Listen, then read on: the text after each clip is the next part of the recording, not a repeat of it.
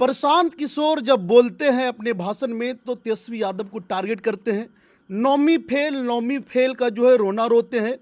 और आपको पता हो कि बिहार विधानसभा 4 विधानसभा सीटों पे जो है उपचुनाव होने हैं और जितने भी प्रमुख दल है सभी उम्मीदवार के बारे में जानेंगे कितने पढ़े हैं। उनमें से प्रशांत किशोर की जो पार्टी है उनके उम्मीदवार के बारे में भी जानेंगे कि वो कितने पढ़े लिखे हैं।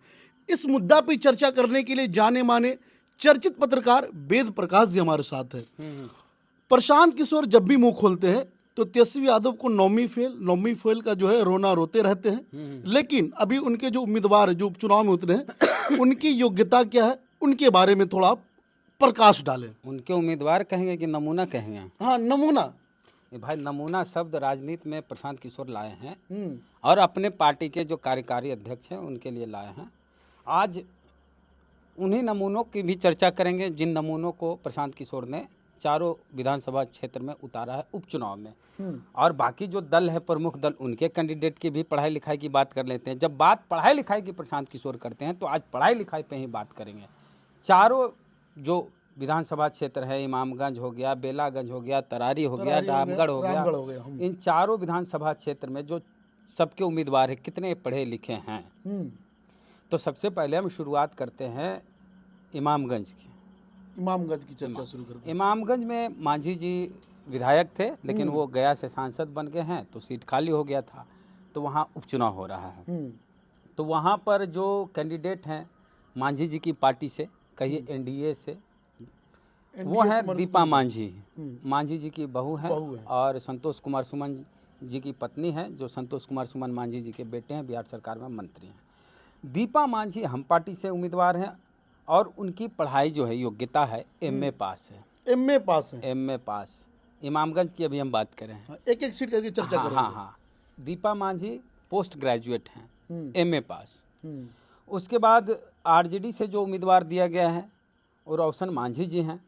रोशन मांझी की शिक्षा है 12 पास, 12वीं पास। हाँ, आरजेडी से जो उम्मीदवार हैं इमामगंज में, और आपको बता दें इमामगंज रिजर्व सीट है दलित के लिए, जितने भी कैंडिडेट हैं सब दलित समाज से आते हैं। तो रोशन मांझी की योग्यता होगी 12वीं पास। अब आते हैं नमूनों की पार्टी जनसुराज। नमूना हमको मत बोलिए, नमूना प्रशांत किशोर ही बोलते अपनी पार्टी के नेताओं को, कार्यकारी अध्यक्ष को बोले थे। हाँ, तो एक नमूना तो उन्होंने जो इमामगंज में जो नमूना पेश किया है उसकी हम बात कर लेते हैं। जितेंद्र पासवान जी को उन्हें कैंडिडेट बनाया गया है। डॉक्टर जितेंद्र पासवान, प्रशांत किशोर भी बोले थे कि डॉक्टर साहब हैं। हाँ, नहीं, पेपर में बजाते कटिना दिखाते जिसमें पेपर में छपी है डॉक्टर जितेंद्र पासवान। हाँ, तो डॉक्टर जितेंद्र पासवान की योग्यता हम बताते हैं। प्रशांत किशोर की पार्टी से इमामगंज के वो कैंडिडेट हुए, वो जितेंद्र पासवान की शिक्षा है 12वीं पास। डॉक्टर भी है और 12वीं भी बोल रहे हैं। अब बताइए कि 12वीं पास डॉक्टर कौन होता है? 12वीं पास न पीएचडी किया हुआ है न एमबीबीएस किया हुआ है, तो 12वीं पास डॉक्टर कौन होता है? तो प्रशांत किशोर जब मुख्यमंत्री बन जाएंगे तो 12वीं पास डॉक्टर पूरे बिहार में सप्लाई करेंगे इलाज करने के लिए। तो 12वीं पास डॉक्टर से इलाज करवाना हो तो प्रशांत किशोर को जिता सकते हैं, जिसको भी मन हो। पढ़ाई लिखाई की बात करते हैं तो उनको पूरे इमामगंज में एक बीए पास आदमी नहीं मिला, दलित समाज में एक भी नहीं मिला। कहाँ मिला? वो तो कहते हैं कि 5-5 को नमूना चुन के रखते हैं, उसमें से एक महा नमूना को टिकट देते हैं। तो डॉक्टर को तो दिए हैं। तो डॉक्टर साहब तो 12वीं पास है, 12 पास है। 12 पास। अब बताइए 12 पास कैसा डॉक्टर होगा जो 12वीं तक पढ़ा होगा? अरे भाई 12 पास डॉक्टर पीएचडी वाला तो नहीं है ना होगा, इलाजे करते होंगे झोला छाप गांव वाला। तो आप कह सकते हैं झोला छाप डॉक्टर को टिकट दिए हैं इमामगंज से। जितेंद्र पासवान जी झोला छाप डॉक्टर हुए। 12वीं पास अगर है इनकी योग्यता तो झोला छाप डॉक्टर। हाँ, और ये कहते थे कि हम क्रिमिनल वाले जो केस है मुकदमा है उनको नहीं करेंगे, नहीं टिकट देंगे। लेकिन सब जो अभी तो शुरुआत हुई है ना, इन पे भी केस मुकदमा है, क्रिमिनल केस है 2-2 गो। अपहरण वाला केस बताया जा रहा है। हाँ, जो भी हो, केस को हम उतना गंभीरता से नहीं लेते हैं, हम आप पे केस कर देंगे। उस पे जब तक केस सिद्ध नहीं होता है, आरोपी जब तक हैं तब तक हम किसी को क्रिमिनल नहीं मानते। आरोप तय होने के बाद हम मानते हैं कि क्रिमिनल। लेकिन 12वीं पास हैं, 12वीं पास डॉक्टर हैं, 12वीं पास वाले डॉक्टर, 12वीं पास डॉक्टर को टिकट दिया प्रशांत। नमूना तो कह सकते हैं। बाप रे बाप, ऐसा नमूना पूरे देश में नहीं होगा। जितेंद्र पासवान जी 12वीं पढ़े हैं, डॉक्टर हैं और प्रशांत किशोर की पार्टी से उम्मीदवार हैं। अगला इमामगंज के बाद आ जाते हैं बेलागंज में। बेलागंज। बेलागंज में मनोरमा देवी कैंडिडेट हैं जेडीयू से, नीतीश कुमार जी की पार्टी से, कहिए एनडीए से। और इनकी जो पढ़ाई लिखाई है एमए पास, एमए की हुई है। एमए पास हैं। और उसके बाद विश्वनाथ यादव कैंडिडेट हैं आरजेडी से। आरजेडी से वो पीएचडी, ये असली वाली डॉक्टर हैं। अच्छा, ये पीएचडी वाले हैं। हाँ। ये असली वाले डॉक्टर है। डॉक्टर विश्वनाथ यादव, हम्म। ये असली डॉक्टर हैं, पीएचडी किए हुए हैं, तो इनके नाम के आगे लग जाएगा डॉक्टर। डॉक्टर विश्वनाथ यादव। जब पढ़ाई लिखाई देख के वोट देना है तो अब देख शुरू ही हुआ है, अभी तो चरखा में पिन लगा है।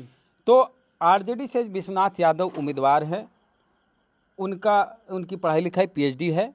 और जन सुराज के जो नमूने हैं मोहम्मद अमजद, मोहम्मद अमजद, हाँ, इनकी पढ़ाई लिखाई 10th पास, 10वीं पास, बस 10वीं पास। और बेलागंज में जो विधायक थे पहले सुरेंद्र यादव थे आरजेडी से, वो सांसद बन गए जहानाबाद से, इसलिए उपचुनाव हो रहा है। और विश्वनाथ यादव उनके बेटे हैं जो आरजेडी से पीएचडी वाले डॉक्टर साहब हैं। ये असली डॉक्टर हैं, ये असली डॉक्टर, ये असली डॉक्टर हैं। तो नमूना तो हो गए, एक तब जदयू से हो गए एमए, हाँ। आरजेडी से पीएचडी, अब पीके से 10वीं पास, 10वीं तो पास, नमूना हो गए, नमूना है, सिद्ध कर दिए हैं। हाँ। तो जनसुराज के 12 पास उम्मीदवार हैं बेलागंज से, 10th पास हैं, 12 पास तो वहाँ थे। हाँ, 10th पास है ये। हाँ, इन पे भी आपराधिक केस है। हाँ, इन पे भी केस मुकदमा है। और 4 क्रिमिनल केस है। 4 क्रिमिनल केस, नमूना है, कह रहे नमूना है। जो एक ही बतिया बोलिएगा तो प्रशांत किशोर जी को बड़ा खराब लगेगा, हालांकि वही बोले। हम लोग अपनी बात नहीं कह रहे, प्रशांत किशोर खुद वो बोले हैं, बड़े मंच पे बोले हैं कि हम नमूना पेश करेंगे और कर रहे हैं। चलिए अब आते हैं तरारी से। तरारी में इसलिए उपचुनाव है क्योंकि यहाँ सुदामा प्रसाद माले से विधायक थे, लेकिन वो सांसद बन गए आरा से, इसलिए सीट खाली हो गया और यहाँ उपचुनाव हो रहा। और यहाँ पर जो कैंडिडेट है एनडीए से, बीजेपी से हैं विशाल प्रशांत, और इनकी शिक्षा है 12 पास, 12th पास है, 12वीं पास है बीजेपी के उम्मीदवार विशाल प्रशांत। और उसके बाद सीपीआई एमएल से जो उम्मीदवार हैं राजू यादव, उनकी शिक्षा है एमए किए हुए, पोस्ट ग्रेजुएट है ये राजू यादव, पढ़े लिखे हैं। और बीजेपी वाले के बारे में बताएं, प्रशांत जो है विशाल प्रशांत, वो 12 पास है। अब आते हैं जनसुराज में। जनसुराज से यहाँ महिला उम्मीदवार दिया गया है, किरण सिंह नाम है इनका, और इनकी शिक्षा हुई है 10th। चूँकि महिला है इसलिए हम कुछ बोलेंगे नहीं, 10th पास ही मिला था इनको, किरण सिंह, तरारी में। अभी तक 3 सीटों की चर्चा की, कोई ग्रेजुएट नहीं, कोई 10th पास है, 3 कोई में से 12 पास। एक भी ग्रेजुएट भाई नहीं। बोलते थे हम 5 नमूना में से 1 नमूना टिकट देंगे। तो यहाँ किरण जी हैं, महिला हैं, ठीक बात है, लेकिन 10वीं पास हैं। अब आते हैं बात रामगढ़ की करते हैं। रामगढ़ में पिछली बार बसपा दूसरे नंबर पे पार्टी रही थी, इस बार भी बसपा फाइट में है। और अंबिका जी के बेटे हुए सतीश कुमार सिंह यादव वो चुनाव लड़ रहे हैं। रामगढ़ में विधायक थे सुधाकर सिंह, जगतानंद के बेटे, वो बन गए हैं सांसद बक्सर से, इसलिए रामगढ़ में उपचुनाव है। तो रामगढ़ में जो कैंडिडेट हैं किस पार्टी से वो बताते हैं, उनकी पढ़ाई लिखाई बताते हैं। तो बसपा से सतीश कुमार यादव हैं, एमए पास हैं, एमए पास है और बीएड भी किए हुए हैं और नेट क्वालिफाइड। एमए पास से बीएड किए हुए, नेट क्वालिफाइड, हाँ, बीएचयू से भी पढ़े हैं। यानी सतीश यादव पढ़े लिखे व्यक्ति हैं, नेट पास करना मामूली बात नहीं है, नेट पास है मतलब योग्य व्यक्ति है, योग्यता है सतीश यादव। उसके बाद बीजेपी से जो उम्मीदवार हैं अशोक कुमार सिंह, अशोक कुमार सिंह की शिक्षा है एमए की, हाँ, पोस्ट ग्रेजुएट हैं समाजशास्त्र। और उसके बाद आरजेडी के जो उम्मीदवार हुए अजीत कुमार सिंह, ये सुधाकर सिंह के भाई हैं, जगतानंद सिंह के बेटे हुए। अजीत कुमार सिंह आरजेडी से उम्मीदवार हैं, इनकी पढ़ाई लिखाई है बीटेक, इंजीनियर हैं। इंजीनियर अजीत कुमार सिंह पढ़े हैं बीआईटी मेसरा से, अच्छा, अच्छे जगह से पढ़े हैं, बीआईटी मेसरा नामी गिरामी कॉलेज है बीटेक के लिए। और उसके बाद अब आते हैं जनसुराज पार्टी, जनसुराज नमूना वाले पार्टी, हाँ, सुशील कुमार सिंह वहाँ से उम्मीदवार हैं जनसुराज पार्टी से। सुशील कुशवाहा भी आप कह सकते हैं, कोयरी समाज से आते हैं। जनसुराज से ये उम्मीदवार हैं, इनकी पढ़ाई लिखाई है इंटर पास, 12 पास। मतलब 4 कैंडिडेट की अपन चर्चा किए, रामगढ़, बेलागंज, तरारी और इमामगंज। इमामगंज। चारों विधानसभा क्षेत्र में जो जन सुराज के उम्मीदवार हैं, प्रशांत किशोर की पार्टी के उम्मीदवार हैं, वो कोई भी ग्रेजुएट नहीं है, एको को अंडर ग्रेजुएट नहीं है, कॉलेज का मुंह नहीं देखे हैं लोग, एक भी ग्रेजुएट नहीं है और सब के सब नमूना है। हाँ नमूना हम नहीं बोलेंगे, प्रशांत किशोर ही बोलते हैं। जो व्यक्ति कॉलेज का मुंह नहीं देखा है वो अपने क्षेत्र में शिक्षा का विकास क्या करेगा। हम नहीं, प्रशांत किशोर की भाषा है, ये तेजस्वी के लिए बोलते हैं ना। तो 12वीं पास करने के लिए तो स्कूल में पास कर जाता है, 12 कॉलेज के लिए ग्रेजुएशन करना हो तो कॉलेज जाता है। जिसने यूनिवर्सिटी का चेहरा नहीं देखा, यूनिवर्सिटी के द्वार पे कदम नहीं रखा, जो देखा ही नहीं कि यूनिवर्सिटी कैसा होता है, वैसे कैंडिडेट प्रशांत किशोर चारों जगह उतारे हैं। और एगो तो डॉक्टर साहब हैं इमामगंज वाले। तो ऐसे ऐसे नमूनों को प्रशांत किशोर ने उतारा। हमने शिक्षा को लेकर डिटेल दे दे। बाकी क्रिमिनल केस जब तक आरोप तय हो नहीं होता, केस मुकदमा कोई किसी पे कर देता है तो केस लंबा चलता है, इसलिए केस मुकदमे पे उतना हम नहीं जानते हैं। पढ़ाई पे ही अभी हम गए पूरी खबर में कि पढ़ाई को लेकर प्रशांत किशोर इतना बोलते हैं कि पढ़ाएंगे, अच्छा स्कूल होगा, कॉलेज होगा। तो जो पढ़वे नहीं किया है, कॉलेज का मुँह नहीं देखा, यूनिवर्सिटी कैसा होता है पता नहीं, यूनिवर्सिटी के स्पेलिंग पता नहीं, वो लोग को टिकट दिया प्रशांत किशोर। तय आपको करना है कि प्रशांत किशोर की पार्टी में जो नमूनों को टिकट दिया गया उन नमूनों को वोट देंगे, या बीजेपी को वोट देंगे, या जदयू को वोट देंगे, या आरजेडी को वोट देंगे, माले को वोट देंगे। वहाँ को वोटर तय करेंगे। हमारा काम था ये बताना कि कितने पढ़े लिखे लोगों को प्रशांत किशोर ने टिकट दिया है। इतना 2 साल पूरा बिहार घूमने के बाद BA पास आदमी इनको नहीं मिला। प्रशांत किशोर हमेशा अपने भाषण में कहते हैं कि हमको इस बात से तकलीफ नहीं है कि जो है 9वीं पास जो है वो उप मुख्यमंत्री बनता है।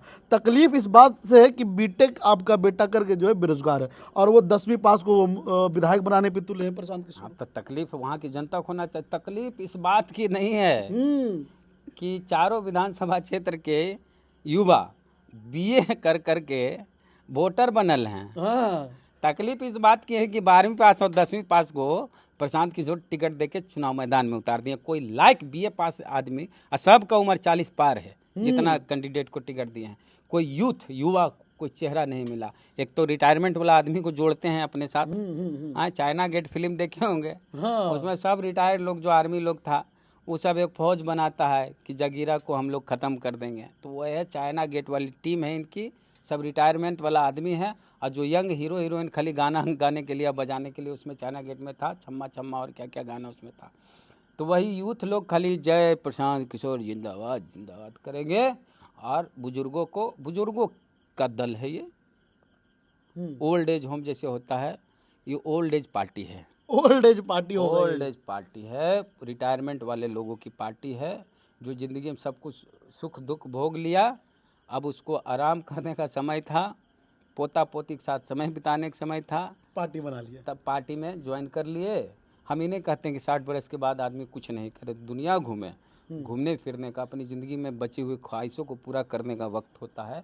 कि ज़िंदगी भर जो काम धाम करते हैं, ज़िंदगी को पूरा खपा देते हैं अपने बच्चों के लिए, अपने बच्चों के भविष्य के लिए। उसके बाद जब रिटायर होते हैं तो वक्त होता है कि अपने साथ अपने आप को जिया जाए और दुनिया देखा जाए। दुनिया घूमने फिरने के वक्त में वो लोग जनसुराज को ज्वाइन किया, अभी भी मन नहीं भरा उनको, अभी और सत्ता का सुख भोगना है। जो नौकरी कर लिए है उनको और भी पावर में रहना।